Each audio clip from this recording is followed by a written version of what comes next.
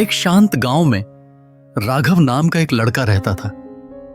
वह बेचैन था, हमेशा चाहता कि वह बड़ा हो जाए, मजबूत बने, समझदार हो जाए और सब कुछ एक ही बार में पाले। उसे इंतजार करना बिल्कुल पसंद नहीं था, न मां के पकाने का, न सूरज के उगने का और न ही मौसम बदलने का।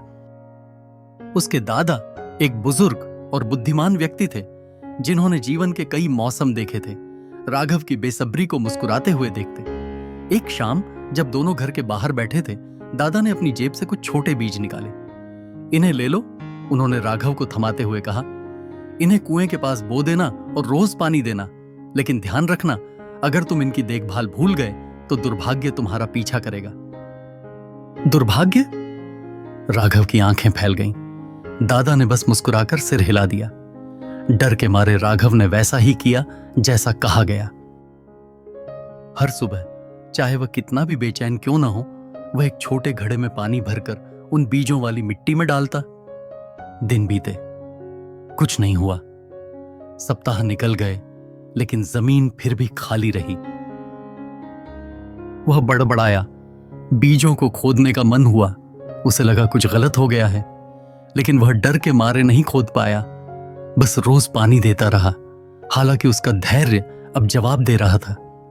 फिर एक सुबह, जब उसने लगभग उम्मीद छोड़ दी थी, उसे कुछ दिखा। एक छोटी सी हरी कोंपल जो मिट्टी से बाहर झांक रही थी। राघव की आंखों में चमक आ गई। वह घुटनों के बल बैठ गया और उस नन्हे से पौधे को ध्यान से देखने लगा, जो धीरे धीरे आसमान की ओर बढ़ रहा था। अगले कुछ हफ्तों में पौधे ऊंचे होते गए, पत्तियां खुलने लगीं, मानो हवा में हाथ हिला रही हों। और फिर चमत्कार हुआ, रंग बिरंगे खुशबूदार फूल खिले। यह दृश्य देखकर राघव मंत्रमुग्ध हो गया। दादा ने यह सब देखा और हंसते हुए बोले, अब समझ आया राघव, विकास समय लेता है। जैसे इन पौधों को धैर्य और देखभाल चाहिए थी, वैसे ही तुम्हें भी चाहिए। तुम भी सीखोगे, बढ़ोगे, मजबूत बनोगे, लेकिन सब कुछ अपने समय पर। राघव मुस्कुराया। उसे एहसास भी नहीं हुआ, पर उसने सबक सीख लिया था। सच्चा विकास कभी जल्दी नहीं होता। उस दिन के बाद से वह अब इंतजार से नहीं डरता था, बल्कि वह उसका आनंद लेने लगा।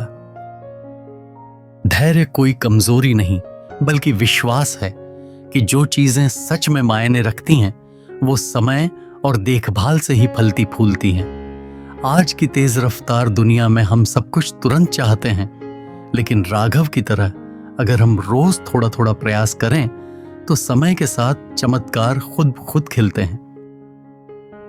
अगर इस कहानी ने आपका दिल छू लिया हो, तो लाइक, शेयर और सब्सक्राइब जरूर करें ऐसी और दिल को छू जाने वाली कहानियों के लिए।